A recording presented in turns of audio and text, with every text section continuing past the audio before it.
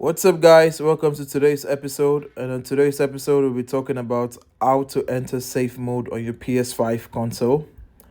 Now, we need to make sure that the console is turned off and the controller is connected to the console with the wire, with the USB to USB cable. What you want to do is you want to press and hold the power button until you hear a second beep.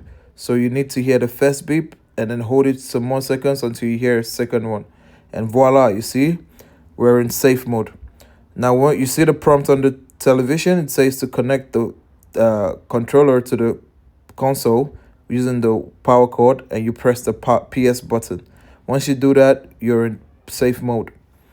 Now you can do anything you want in safe mode. You can choose from these options, and you can only navigate using the keypad up and down. You can't use a joystick, so you need to choose what you want to do from the safe mode. If you want to restore default settings, clear cache, reset PS5, and reinstall system software, anything you want to do.